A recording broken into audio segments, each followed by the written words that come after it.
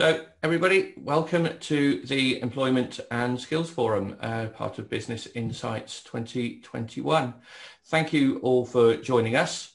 My name is Steve Ackroyd. I am from the Job Guru, which is a recruitment specialist for small businesses. I'll be the chair of this forum and keeping this very interesting panel in order and together and go through the topics.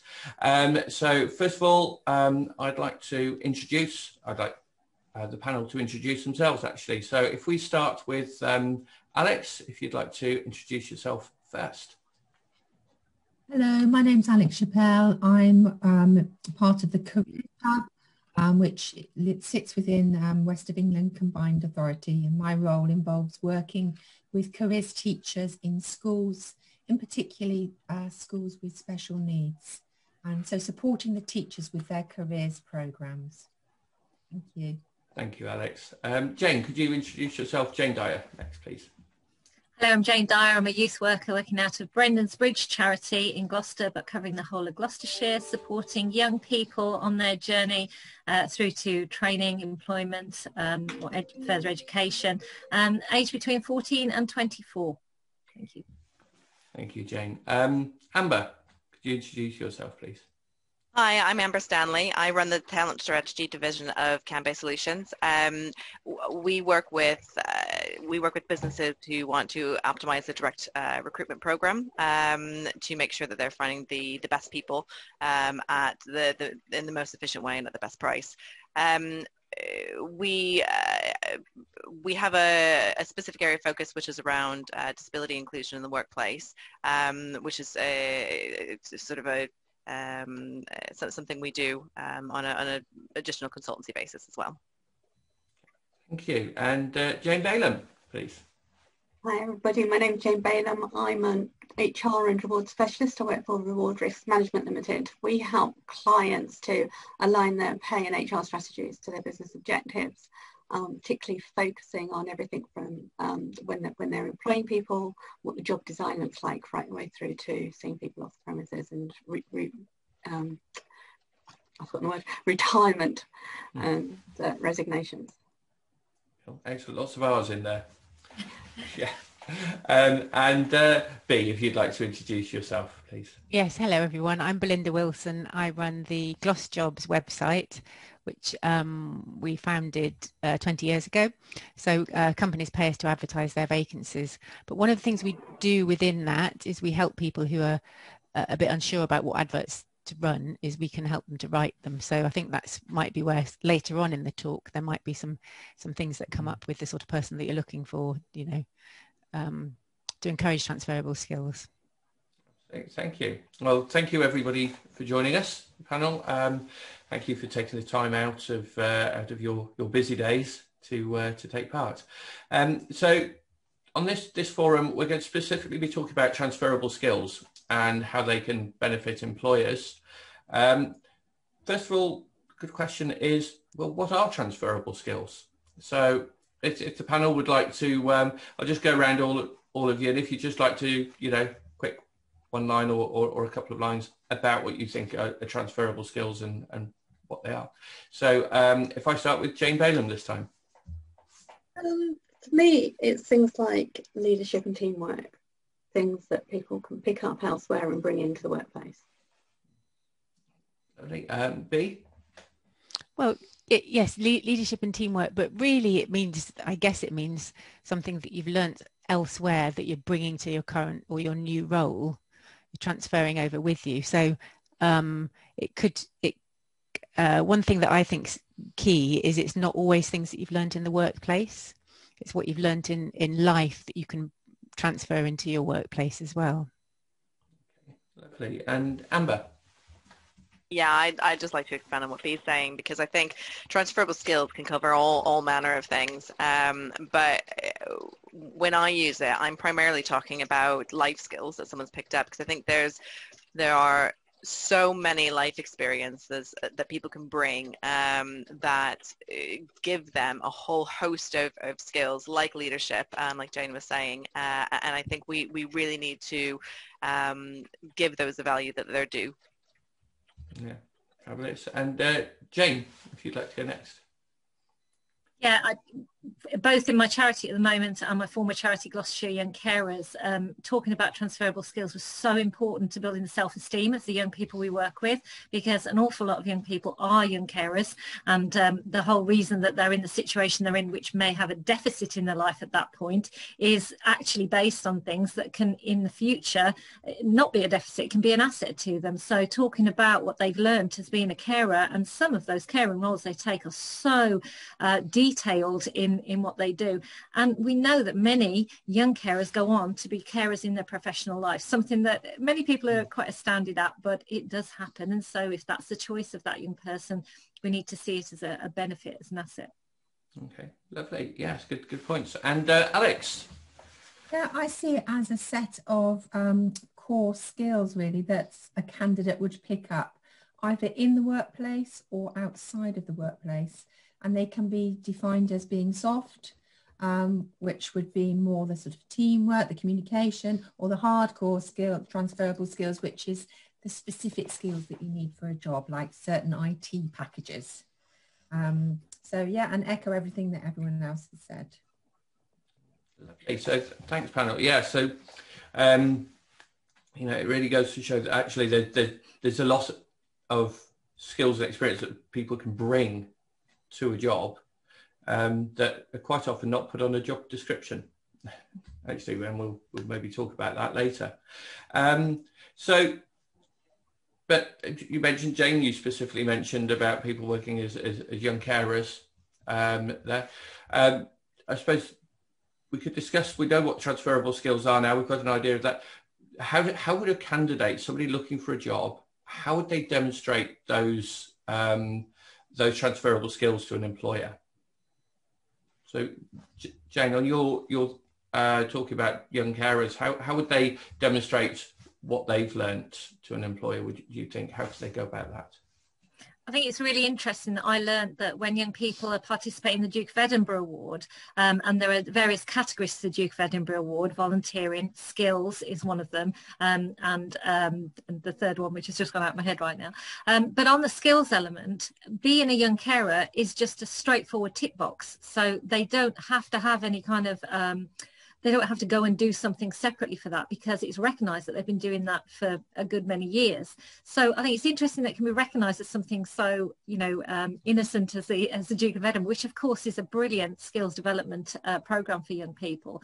So I think it's almost the same when we talk to young people and tease out when they come to us and for employability skills and say, I don't know what I want to do and I don't know what I'm good at. And then we work through what they've been doing. It's at such a high level that it's that we talk through and we say, well, this is how we can put it onto your personal statement, but also identifies what you're looking for that matches those skills in job adverts, you know, out in the marketplace, so to speak.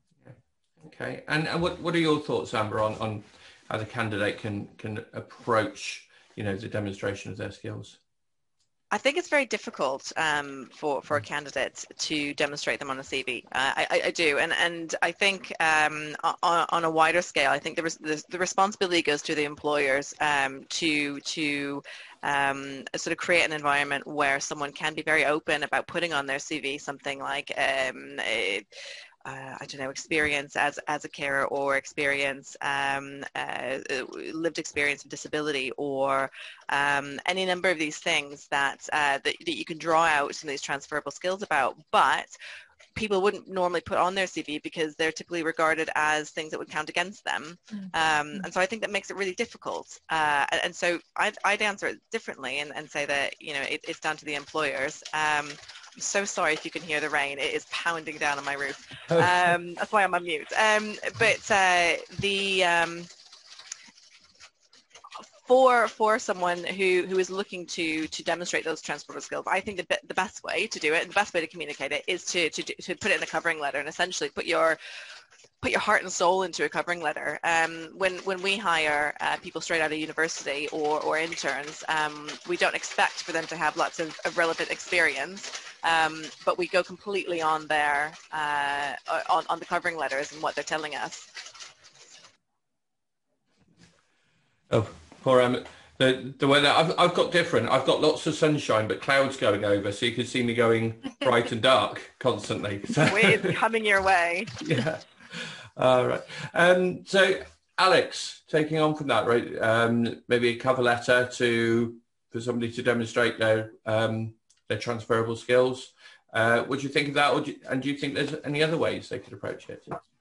Yeah, I don't know if we're including the interview in here, Steve, but assuming that you get through the covering letter and you get the interview, I think it's really important that the candidate has situations that they can talk about to demonstrate those skills. So we talk about the star, where you talk about your situation, the task that you did, what was the action that you took, and then what was the result. So really thinking before an interview about your skills, if it is as a carer, and describing a particular situation, maybe where you communicated really well, or a situation where you worked as a team and you had a problem and you solved it. So really, making those transferable skills come alive for the employer.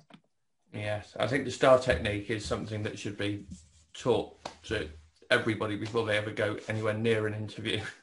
So, yes. So B, what are your thoughts? Sorry. Yes, a couple of things spring to mind. The first thing is obviously we look at a lot of job ads, and what I would say to somebody when they're applying for a job advert or for a job is to actually make sure that you're responding to the details that you've got in front of you. So if a candidate is looking, if a company is looking for A, B and C, in that covering letter that Amber was talking about, or in the application form, make sure you're addressing A, B and C in your application and then you can use that to highlight the transferable skills that you've got into doing A, B and C. I mean, you might not actually have experience of doing A, but if you can think up examples of where you've done something similar in your life or in your previous workplace, then the client really wants nothing more than to know that you can do all the things that they're looking for you to do.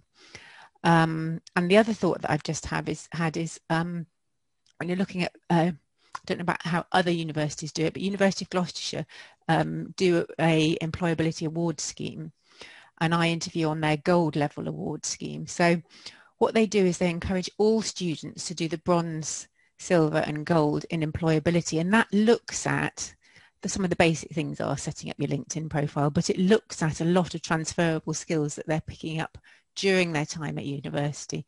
By the time you get to gold level, they're having to pull all those things together. They're having to do a presentation, an interview, and then effectively pass that process.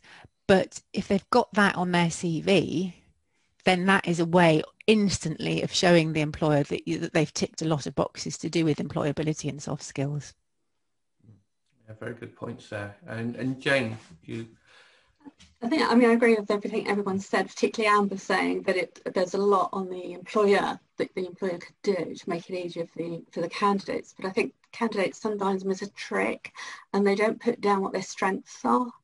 And strengths are often the skills that you need in the job. So if people were more willing to talk about their own personal strengths, and it's very difficult to do that, it goes against nature to sell yourself in that way. But if people talk about their own personal strengths more in their job applications, they're probably more likely to get through. Yeah, I think that's a good point you make there, Jane. Is people often they don't like to sell themselves.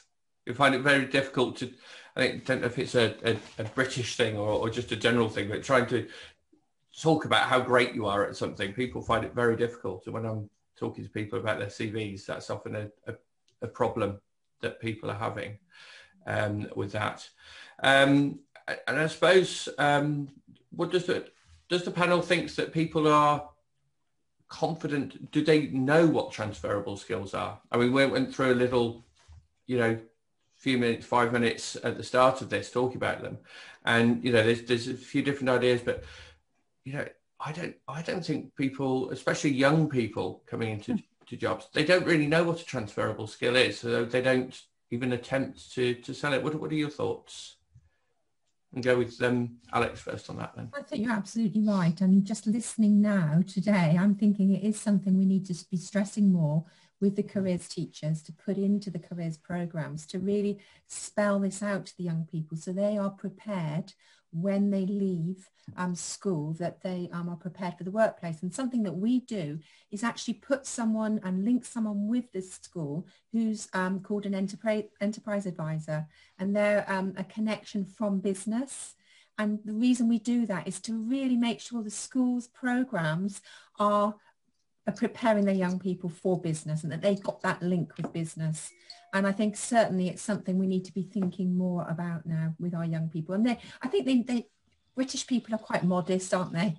And young people are very modest. You know, they don't want to boast, but it's stressing that this is not boasting. This is your one chance at your interview to sell yourself.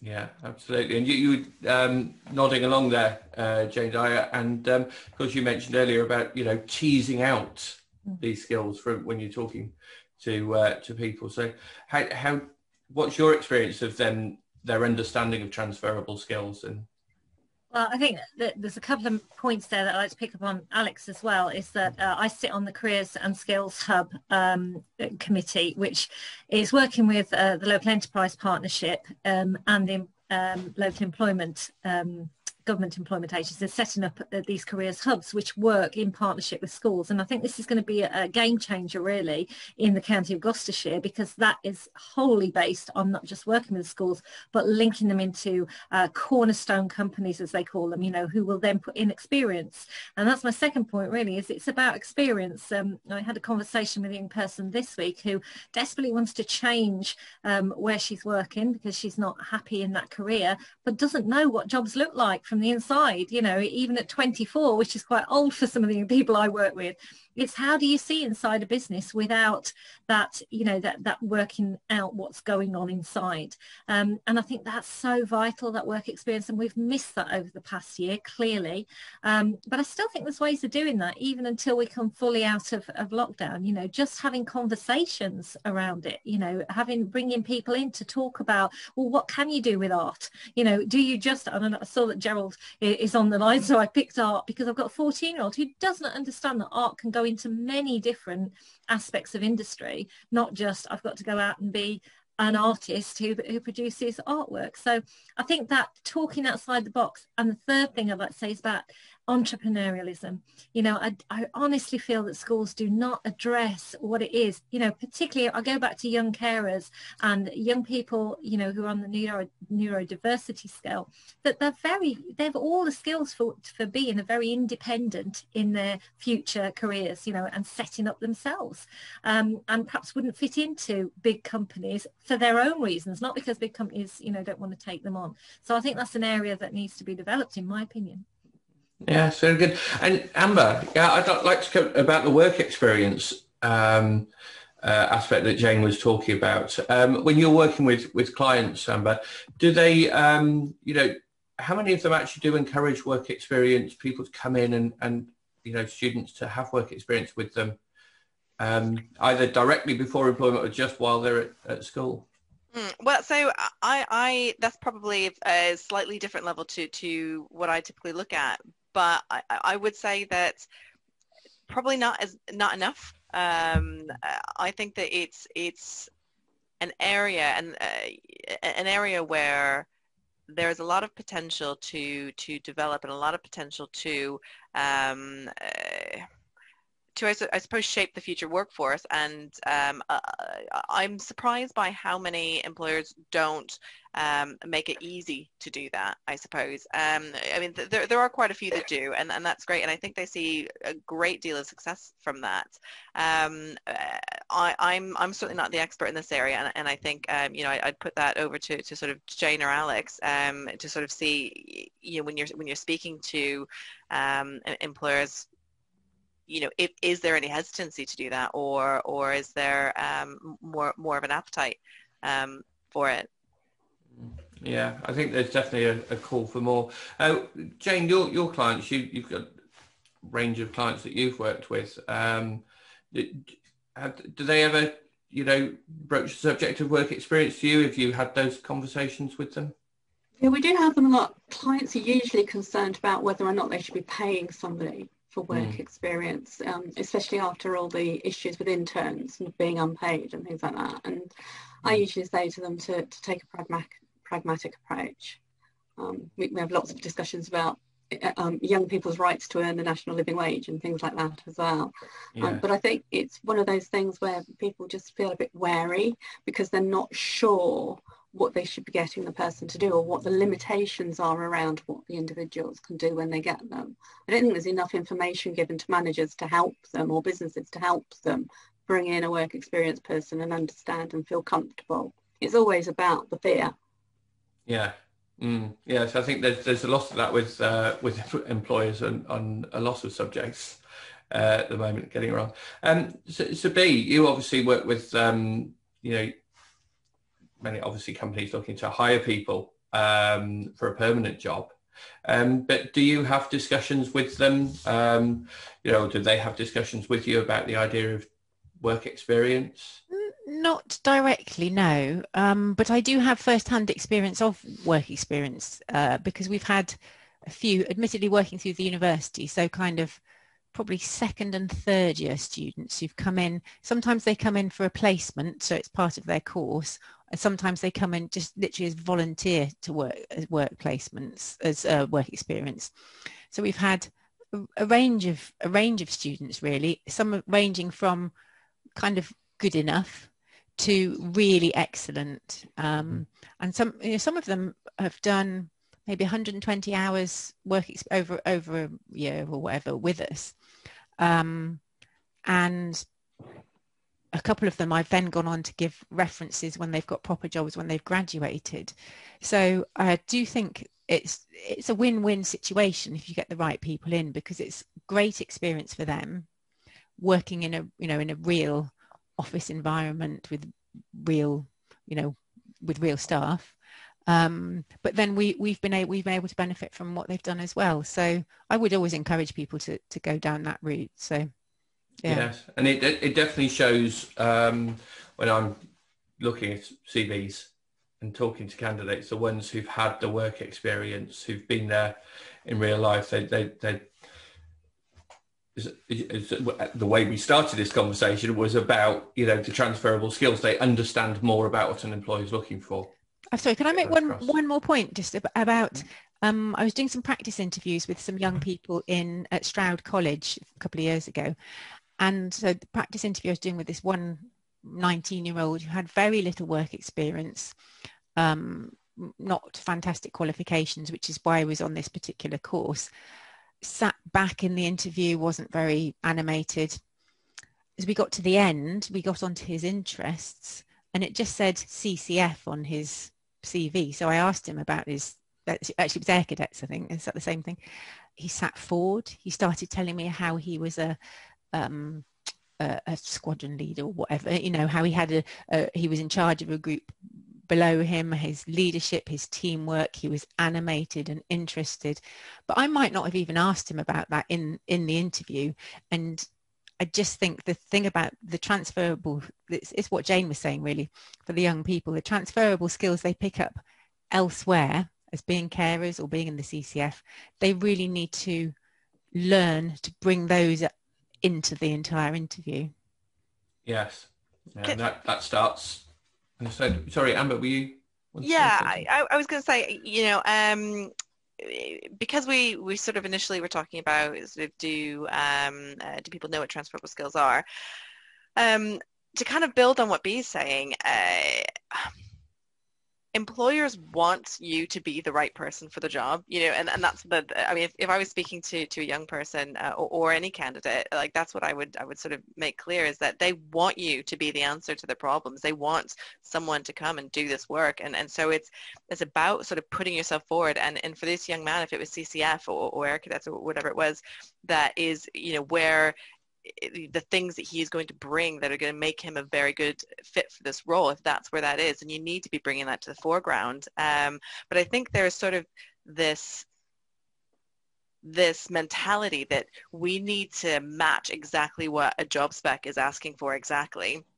And because of that, people sort of shy away from bringing in those transferable skills. But it is just about just sort of peeling it all back and looking at it and saying, well, this person wants to hire someone who's going to do this role very well. I think I'm going to do this role very well. What about my experience says that, and how can I show that? No, very good point, Alex. Yeah, if I just might say that someone mentioned, oh, it's a shame work experience is gone with COVID. It's quite the contrary. It's just work experience is actually redeveloped, and it's now online. And you might think, how on earth does that happen?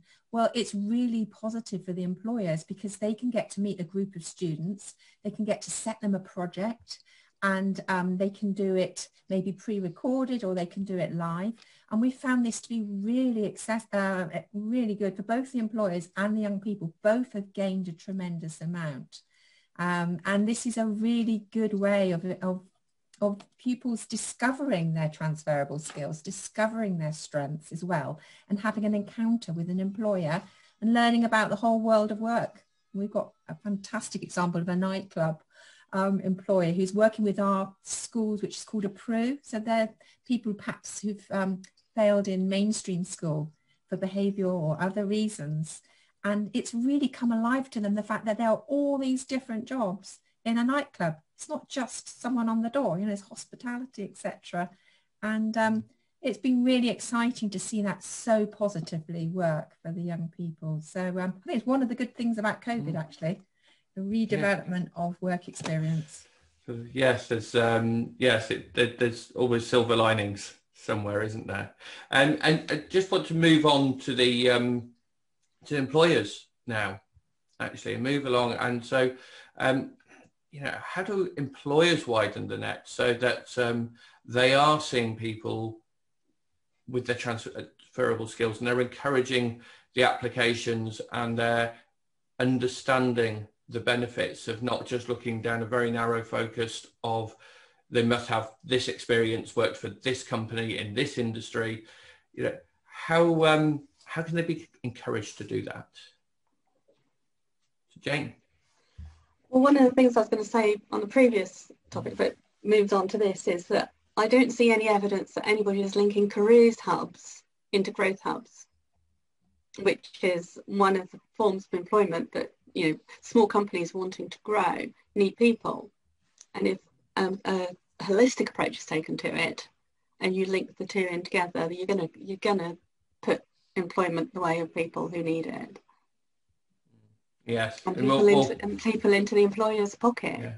More connections between them. Right? And small businesses are, in my experience, more likely to be more accepting of transferable skills. They'll look at the person rather than the need, because they don't have a preconceived idea about what they expect. Yeah, they haven't built up a expectations of what they should do. So how do we break down those bigger companies' barriers against potentially, or maybe they don't have the barriers against recruiting people based on a wider set of experiences, and looking more at their transferable skills rather than very hard, rigid experiences. B, you help employers with writing job description, job adverts. So I presume you've had some experience of sort of talking to them about how to sort of broaden their approach. Yes, and we specifically talk to people about either broadening or narrowing their approach, to be fair, because very often employers are worried about getting 100 applicants, whereas they only really need a handful of the right ones. So sometimes we do encourage them to narrow their advert down, what they're looking for. But of course, other times we do encourage them to look outside the box. So it's really just a question of how I see it, it's a question of how they word what they're looking for. Quite often people will put no experience necessary because training will be given. So that obviously opens the door pretty much to anyone, and then they can look and see who applies and what strengths those people have, which is where the application then your application, it's like Amber was saying, your application then becomes really crucial, because because you need to give as much information as you can about yourself and your skills. Yeah, and yeah, it's really, yes, you have to broaden and narrow. Yeah, you don't want to be flooded. Yeah. But Alex, you know, it's, you know, there are a lot of pupils coming out of SEND education who really want to get into the workplace but struggle to, because they don't have necessarily the academic experience of pupils in mainstream schools. I mean, is there a way we can encourage employers by opening up their minds, their approach? How would that help send pupils into employment, and how would you, you know, how do you encourage the employer to do that? Yeah, 100%. I just think if employers would open their minds to the benefits of recruiting somebody with special educational needs or disability. You know, there's a huge proportion of the population that has some sort of difficulty, disability, and some of those things are hidden. And by excluding that huge, you know, that section of society, they're missing out on people who perhaps will stay more in a job, very motivated, happy to perhaps do the more routine, boring tasks.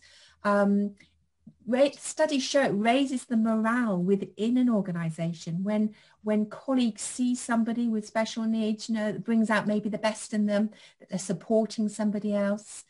And also this is a reflection on society. In society, we have people with disabilities. So maybe somebody will be more inclined to buy from a company with that ethos. So lots of advantages, and there's help for employers with things like the Access to Work scheme. You know, it doesn't have to cost huge amounts of money for an employer. They can tap into some of that government funding. So lots of benefits. Okay, lovely. Jane, I saw your hand there. Yeah, no, I think just expanding from what Alex said about help, you know, I think this is where, you know, groups like ours, charities like ours, and there's plenty of organisations around that offer the additional kind of helping hand, being an extended member of the team, at least for a short period of time, because very often young people, when they've got a huge fear about relationships with new people, particularly if they have additional needs, or, and we're not just talking physical and mental ill health, we're talking adverse childhood experiences, which means that trust factor is something that they've worked so hard to build trust with the people who've been supporting them. And then the minute they go into the workplace, woof, they're thrown into this big wide world that doesn't take a long time to overcome, but just needs that hand holding for a short period of time. And I think also on the other side of it, companies are afraid, aren't they? They're afraid to take on young people or older people who have additional needs because they think that might be more HR reasons, you know, HR responsibility. And I think there's ways around that needs to be promoted, you know, that certainly our charity doesn't just hand over a young person and say, right, that's it, we've exited you now. You know, we go on that journey for as long as that young person needs. You know, if they need to come back and work through something with us, we'll do that. And that helps the employer too. Interesting. And Amber, do you think that if employers were more aware of the support that they could get if they were recruiting, I suppose, a more diverse workforce, do you think they'd be more open to broader ideas about who they're hiring, and they're just holding back because they don't know they get the support? Steve, I thought you'd never asked. I'm so excited. Yeah, no, I think there are so many studies, and I was just sort of frantically trying to find a couple, but I was too engaged in what everyone was saying.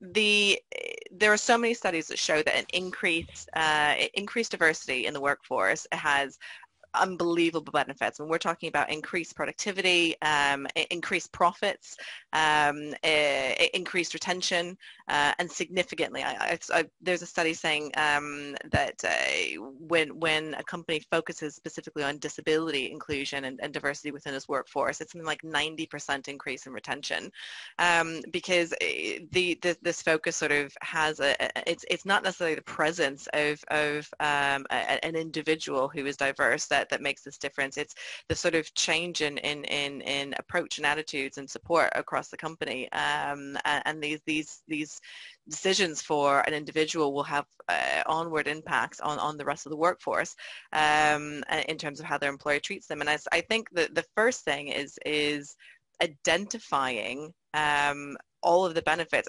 behind the fact that it's just the right thing to have a diverse workforce with diverse experience. There are a number of business benefits for it as well. So understanding that from an employer perspective is key to begin with. To answer your specific question just then, yeah, I think there are countless things available. I mean, access to work is one, but then there are all sorts of different organizations that completely exist to find and support and create that inclusive environment. And I think sometimes employers can sort of think, and looking specifically at disability, because obviously that's sort of my specialism. Looking specifically at disability, there's such a wide range of potential adjustments that could be needed that sometimes I think employers might think, well, I don't have everything in place for everything, so I'm a bit worried about what if I can't support someone. And it isn't that cut and dry. It's a journey. You have to look at your workforce as a sort of living, breathing thing. But just one other thing that I want to say in the sort of initial question was around how can employers embrace those transferable skills. And I think it's about sort of looking at a role and saying, what are my top 3 must-haves here, top 5, whatever, and going through each of those and sort of saying, okay, well, why do I need this? And kind of drilling down to the basis of, why is that important? Because it'll help them work quicker. It'll help you, and sort of just drilling it down until you can get to the base level and then sort of say, okay, well, how else can I achieve that? And by sort of having that kind of a commitment to building your workforce, then that just pays dividends moving on. So. Yeah, I think, yes, really interesting. And actually, that aspect I'd like to come to Jane Balaam on, because Jane, you spend a lot of time looking at the jobs and what people are doing to calculate the correct rewards and risk. So how do you see it with employers, with what they're expecting from their workforce, I suppose, what they're putting down in writing and what they actually need?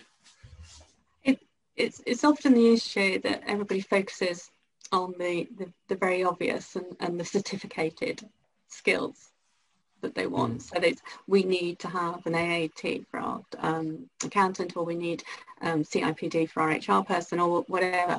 And they forget that actually that's just a confirmation that the person can do the job, or has the knowledge to do the job. It isn't anything other than confirmation the person passed an exam. And there's a lot of people out there with transferable skills that they can use. And we've discussed before, Steve, the issue of people coming out of the armed forces, and everybody's so focused on the fact that these people are ex-forces, they forget about the skills that they have acquired while they've been in there. And our armed forces are magnificent leadership trainers. Oh my God, they're so good at it. And yet we don't take advantage of that necessarily. And so getting clients to look at the job and saying, what is the job there to do? What do you actually need to deliver the job? What must you have? And then what's the nice to have? Because you don't need a degree to work in a reception, but I've seen it in colleges and places like that where they've required you to have a degree because we're a learning environment and we want it to be all about the learning. Well, that's not really helpful, is it? So you kind of manage it down a bit and get people to understand that the pieces of paper aren't necessarily what the person can do. Yeah, no, absolutely. And actually, just on these notes and just moving in a slightly different direction. I mean, we just mentioned in this section about SEND, and you mentioned about the armed forces. We had a question put by an audience member in advance of this that I thought would fit, was quite interesting to fit in at this point. So we're wondering how business and organisations feel about providing ex-offenders with employment opportunities, and that's sort of going a bit broader on the net, and again could be looking at people with different skills when you look at the makeup of our prison populations, for example. Alex, I know you've got an interesting view on this. Yes, I've got a personal example actually where I used to work for an organisation where we specifically recruited somebody who had spent some time in prison, had a criminal record. I believe that they explained at interview what had happened. It was a silly mistake. They'd learnt enormous amounts from it. They'd lost a career in a profession, a very well paid profession that they could never return to. But they really wanted another go at career, and they wanted an employer to believe in them. And so the employer that I worked for truly did believe in them. And it was wonderful to watch because he totally flourished. He did some training to train, and to watch him grow and to watch his attitude, it was exemplary, because he was so determined. And so he kept saying how thankful he was at team meetings that he'd been given another chance. And so I think there's great mileage in employers being a little bit more flexible, thinking out the box, and just taking in each situation into account and talking to that person, and not just blanking them out because, on their CV, they've got this criminal record. I think some employers are fantastic, like Timpson's, and they've got a reputation for really considering people with a criminal record. So, yeah. Yeah. Okay, fantastic. B, what's your experience with employers? Do you find that they're open to, employing ex-offenders, or do they put the barriers up at that? What do you see? I don't actually have any specific experience, so I'm maybe not the best person to talk about this. But it does seem to me that there's obviously, like Alex was saying, that there will be people who come out of prison or have, served their time or whatever, that took a wrong turn and have learnt from that experience, and would then really benefit from a leap of faith from an employer to give them an opportunity. And I can see that would, it could engender a degree of loyalty to the employer and a willingness to learn and grow with whatever roles that they gave you. So that's not from experience, that's just kind of common sense, really. It would make sense to me. Obviously there's going to be some people that maybe haven't quite learnt their lesson, but sometimes people need someone to believe in them and to trust them. So I can see that could work. Yes, and potentially, I mean, with Alex's case, by taking on somebody who'd been in a profession before, that obviously, somebody very, very capable, that could have been missed. Jane, did I see you putting your hand up?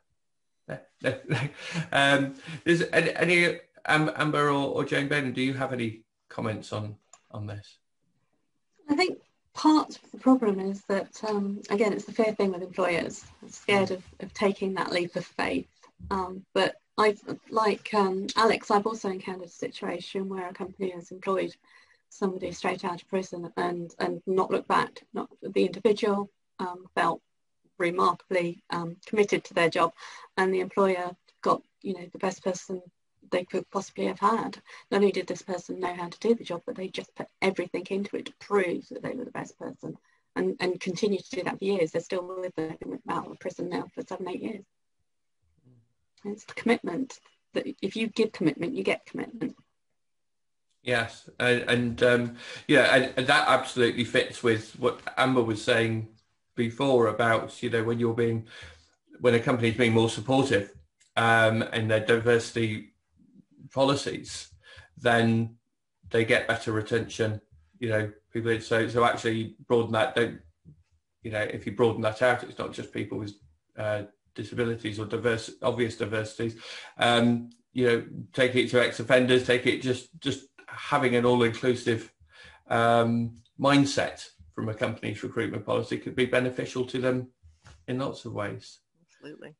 Yeah, I mean that's I didn't think we'd have that little thing, but I think it's come round to that.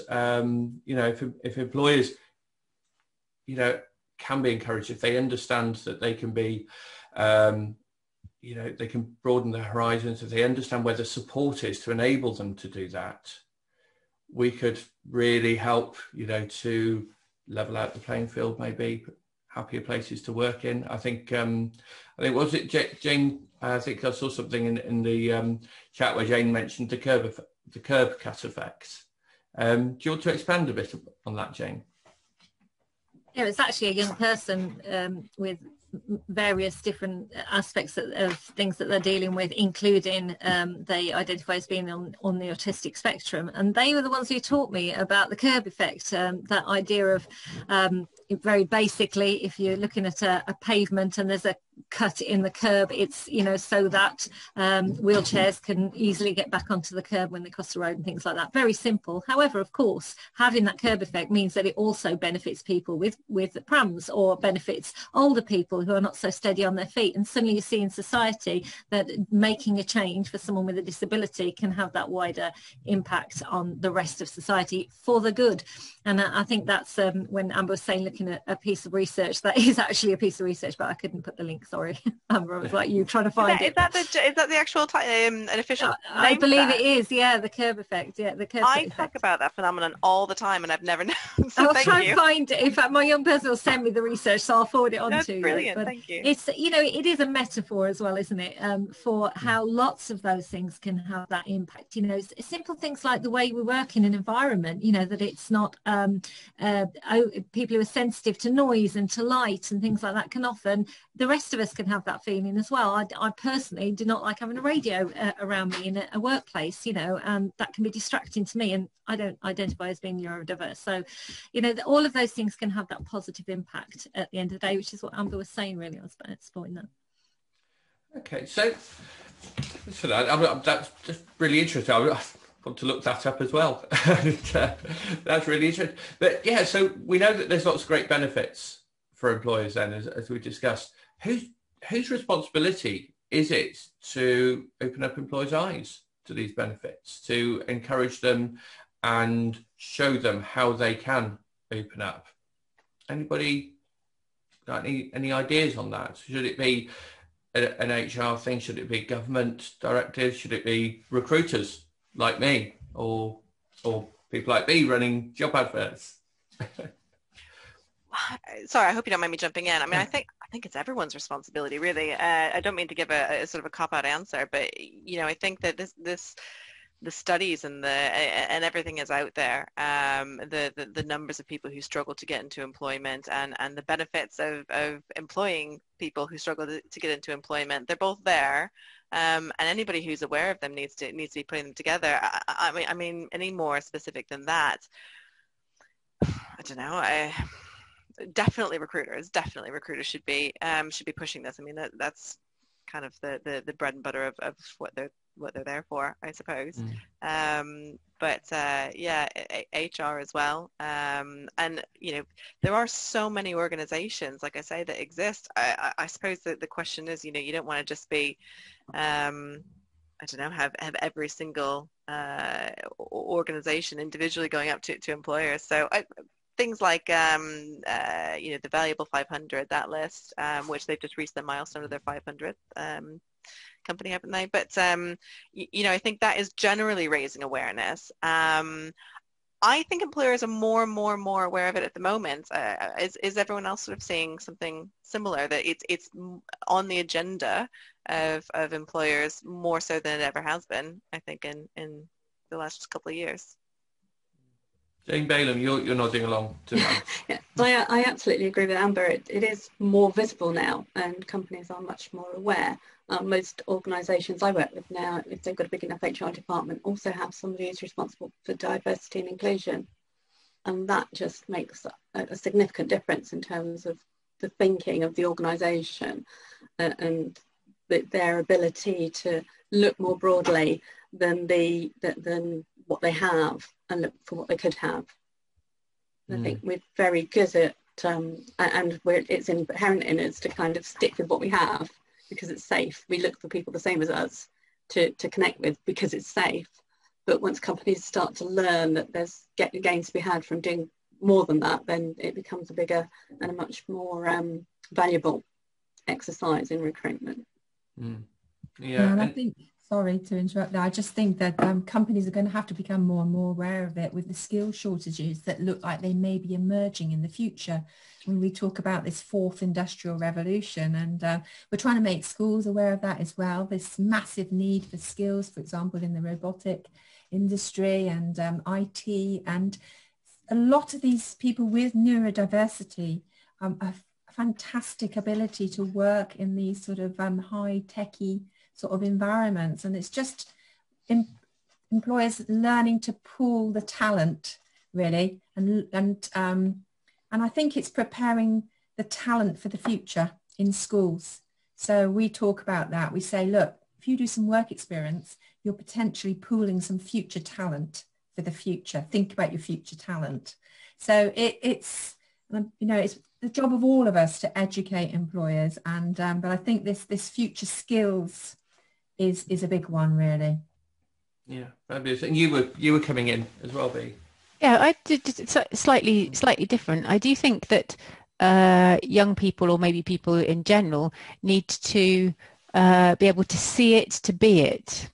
So where there are, I think it would be, the stories need to be told. So if anybody, if people are in contact or have clients that have people with, SEND employees, then maybe they should be encouraged to shout about it a bit more, if obviously with the consent, of the people involved, because that could be a relatively easy way, if you could get in the press or some of the business newsletters or whatever, that could be a relatively easy way for us all, including the relevant people, to be more aware. Yes. If we're talking about it, yes, making it visible. We all need to talk about it, really, a bit more. Yeah. Okay. Yeah, very good point. And Jane, you wanted to come in with something? Yeah, I mean, I just put a note as well in the chat saying that work experience, it's a two-way street. It's not just about the young people having the experience of the workplace. I think it's about the employers being open to learning from young people. I've learned so much from young people, particularly around social media and IT and videography, because they live and eat and breathe it, whatever their abilities or disabilities. The other thing is about champions in the workplace, and I think this goes for right across the board on diversity. I also work with lots and lots of friends, partners in the BME communities, and I'm not about walking in and saying, right, let's what we can do here. It's about introducing young people to people that they can identify with, and I think that's the see it as well, isn't it? And I'm going to give a huge shout out to a guy called Michael Hunt, who is based at Spirex Sarco in Cheltenham, and we introduced him to one of the young people at the time I was with Gloucestershire and Carers, to a young person who identified on the spectrum, and just being able to talk to someone who said, I'm in the workplace, I'm quite high up in this workplace. He runs a lot of the IT over there, and also is part of the Hub 8, I want to say, is that right? The group that supports IT and all of that Belinda's just said is a huge growing industry, and that was just had such an impact on that young person to say, oh, I can see someone like me and I relate to someone like me in the workplace, and I think that's important too. Yes, absolutely. Yes, being able to relate to real experiences. Jane Boland, were you wanting to? Yeah, I was just going to say work experience isn't just for the young either. I work with a company, the cleaning company, and when he's looking for staff, he brings them in on work experience so that they can try it and see if they like it, because it's not everybody's idea of a good time, is it? But he does find it really valuable if he gets them in the door and they spend a day with him going around and working at the various organisations that quite often, all ages find it really valuable. So why not do it with, if you want somebody in the door, no matter what age they are, give them the opportunity to try it and see before they also discount themselves from the role. Yeah, absolutely. That's it's a good way for employers to practice and see what benefit they could get taking somebody on a work trial, especially if they're changing, as we're getting at the moment, a lot of people changing industries and coming in. I'll just Amber, I'll go to Amber quickly, and then I'll get a takeaway from each of you, what you're taking away from this. Yeah, just adding to what Bee's saying about the young people having to see it to be you know, I think that applies to a lot of people, and where diversity is concerned, a lot of companies have gone to great lengths to sort of show what they're doing in their D&I program. But a big one is just being very very visual and very visual is not the word I'm looking for, but just showing what you're doing.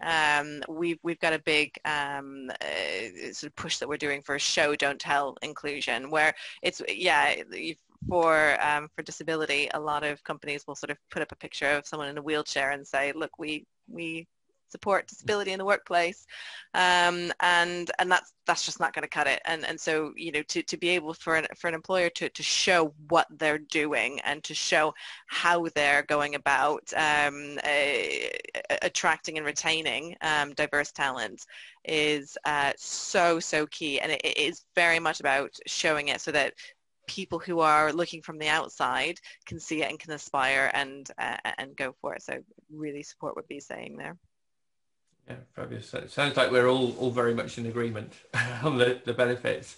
So I'll go around each of you now. If you can just give me one takeaway from the conversation today that you've picked up. So I'll start with Alex.